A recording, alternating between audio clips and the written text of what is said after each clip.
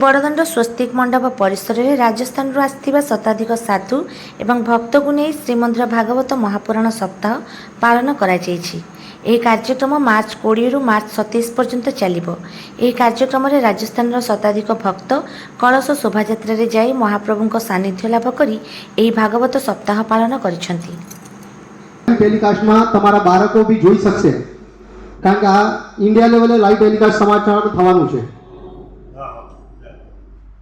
વધુમાં તારીખ આજ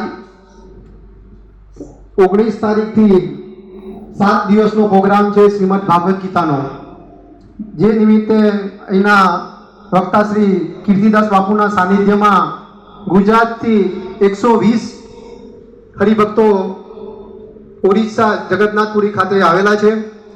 આ બધા હરિભક્તો સિનિયર સિટીઝન હોય તેમને बहु ग्रह सीमंत और फैमिली समाज में आवे छे। बोलवा साथे मारो फोटो ओछो हशे तो चालशे, मारा हरिभक्तों ने लाइव टेलिकास्ट थाय एवी मैं अपेक्षा राखाई छे। तो आ विडियो उतारे छे तो आप बधा एमना विडियो में कवर साथे तो हूँ एमने आप बधाना वतीथी एक इंटरव्यू लेवाना छे पण एक सेपरेट जग्या पर लेता होय छे। એટલે આ બધાને ખૂબ આશીર્વાદ આપ્યો કે ઓડિશામાં તમે બધા હૃદયથી આભાર માનું છું। સતીશ થઈ હતી પણ તમે બધાએ જે સહનશીલતાથી બાપુનો પ્રેમ જાણી ધર્મ સાથે સત્ય સાથે રહીને જે સ્વીકાર કર્યો। જય શ્રી કૃષ્ણ બધાને મારા હૃદયપૂર્વકના નમસ્કાર। આપણે આજે બધા પરમ પૂજ્ય કીર્તિ મહારાજ રામેશ્વર અને બદ્રીનાથ आ 4 धामनी यात्रा करी अने बधा जगन्नाथपुरी में जયારે આવતા હોય જે ભગવાન ને માધવ સ્વરૂપે વિરાજમાન છે।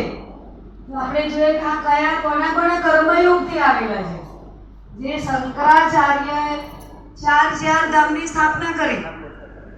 શંકરાચાર્ય જે હિમાલયથી તે છે જગન્નાથપુરીના કયા સ્થળે તમારે જવું એનું લિસ્ટ કાલે તમને આપીશ। મેં ગૂગલ પે પરથી સર્ચ કરીને રાખ્યું હતું પણ કાગળ રૂમમાં રહી ગયો છે, પણ કાલ સવારે તમને લખાવી દઈશ કે જેથી તમારે કેટલું ડિસ્ટન્સ છે કેટલી દૂરી પર પડશે એટલે તમને ખબર પડે। સાંજે બધાએ દર્શન કરવા જવાનું, શાંતિથી જવાનું, સાંજે કોઈ ભીડ બહુ હોતી નથી। जशुभाई पटेल है, मैं हिम्मतनगर से आ रहा हूँ। भागवत कथा आज से चालू हुआ है, 7 दिन तक चलेगा।